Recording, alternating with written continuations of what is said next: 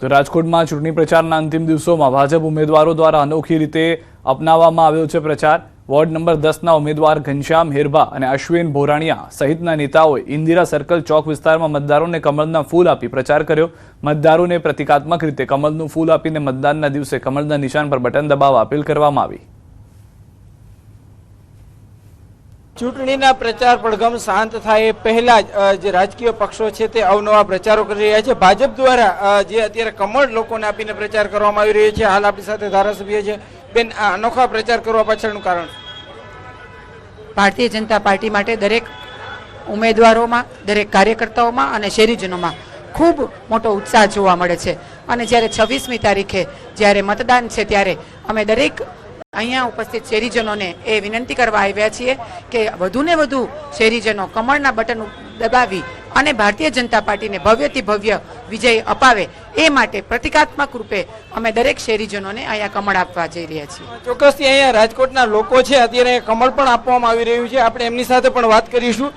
શું કહેશો, આજે એક તો અનોખો પ્રચાર કરવામાં આવી રહ્યો છે, ખાસ કરીને જે રીતે અત્યારે લોકો હાથમાં કમળ લઈને પણ ઊભા છે, શું કહેશો અત્યારે ભાઈ, અત્યારે કમળ હાથમાં છે અને પ્રચાર કરવામાં આવી રહ્યો છે?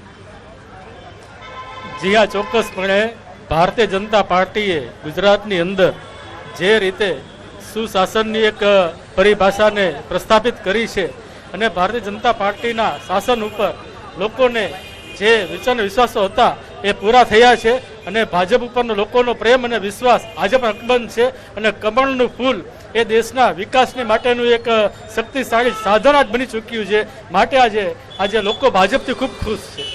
ચોક્કસથી અત્યારે જે રીતના અહીંયા કમળનું ફૂલ છે તે આપવામાં આવી રહ્યું છે, અત્યારે લોકોના હાથમાં છે તે કમળ છે જોવા મળી રહ્યું છે।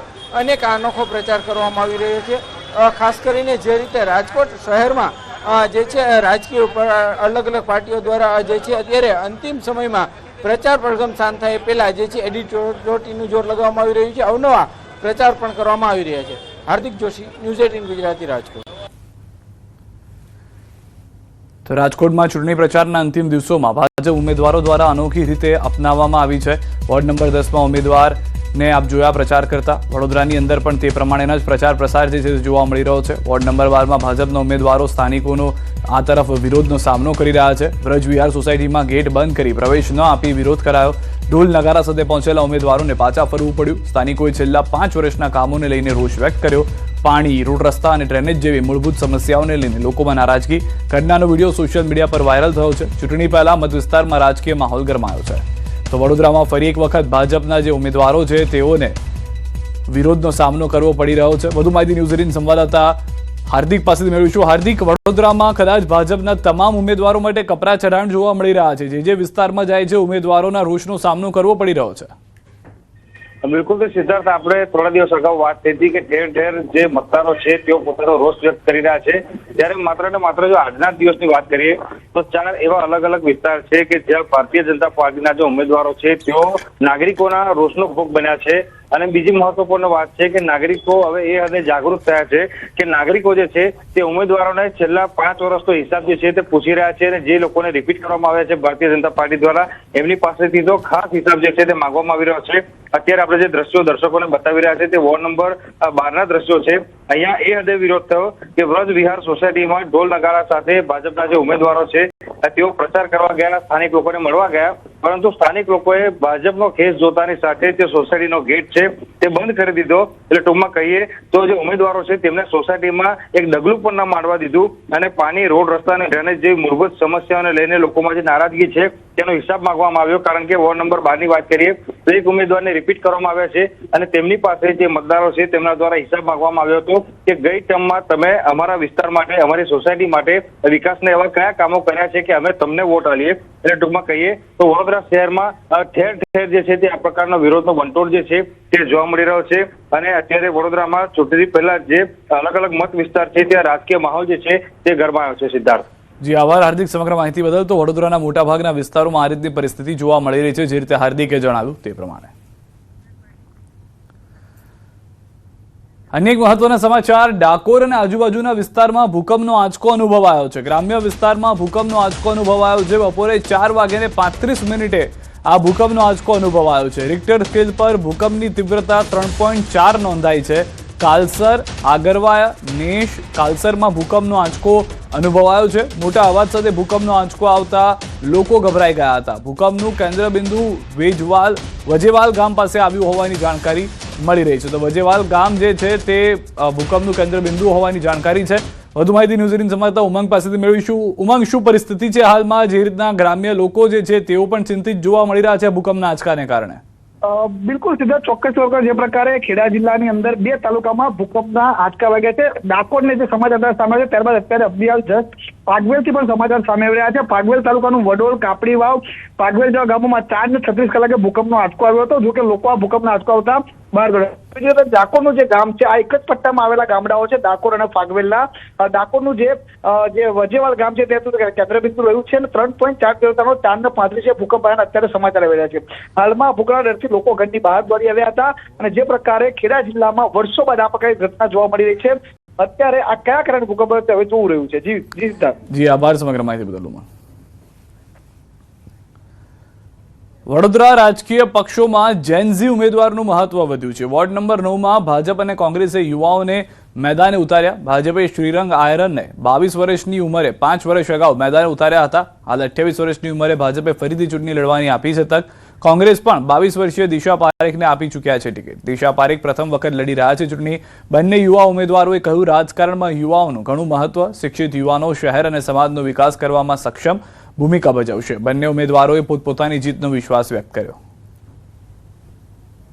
47નું જ્યારે વિઝન લઈને નીકળ્યા હોય તો યુવા પેઢીને મેદાને ઉતરવું પડશે. ઉતરવું એટલે પડશે કે આવનારા સમયમાં ટેકનિકલી વિષયો શું છે એ આવનારા જે યુવાનો છે તેમને વધારે તેની અંદર રસ અને રુચિ રહેલી હોય છે.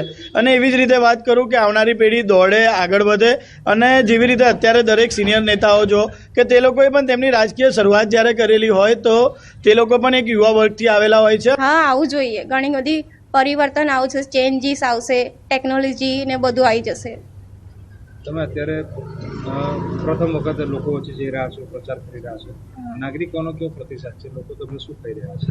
ઘણા બધા ખુશ થાય છે કે મને યુવામાં જોઈને એ લોકો મને કહે છે કે આગળ વધો બેન તમે. સ્થાનિક સ્વરાજ્યની ચૂંટણીને લઈને જમાલપુર વિસ્તારમાં ફરી સ્લોટર હાઉસનો મુદ્દો ગરમાયો છે. ધારાસભ્ય ઇમરાન ખેડાવાળાએ જણાવ્યું કે જમાલપુરમાં કોંગ્રેસની સીધી ટક્કર ભાજપ સાથે છે અને અન્ય કોઈ પક્ષ સ્પર્ધામાં નથી. સ્લોટર હાઉસ મુદ્દે તેમણે કહ્યું કે એમસી દ્વારા મંજૂરી મળ્યા છતાં ભાજપે તેને ધાર્મિક રંગ આપીને રદ કરાવ્યું. જ્યારે ગીતા મંદિર અને જગન્નાથ મંદિર વચ્ચે આવેલી જગ્યાથી તેને દૂર કરવાની માંગ હતી. કોંગ્રેસના નેતા શાહનવાઝ શેખે પણ આક્ષેપ કર્યો કે સ્લોટર હાઉસનો મુદ્દો રાજકીય એજન્ડા હેઠળ રદ થયો અને આવનાર સમયમાં આધુનિક સ્લોટર હાઉસ બનાવવા પ્રયાસ થશે.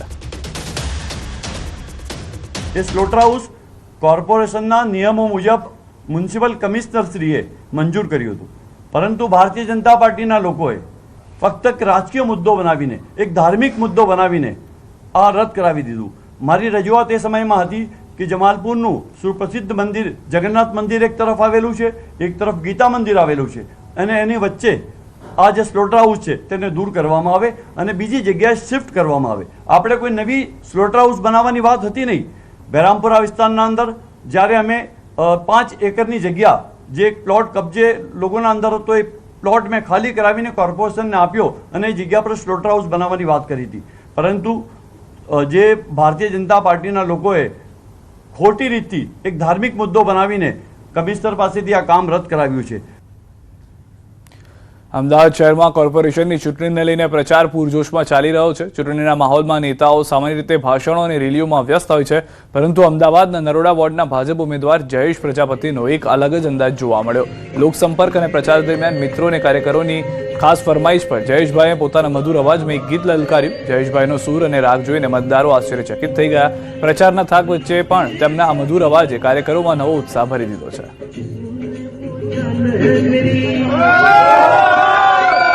इसको नहीं पहचान है जिसको मैं वो जान है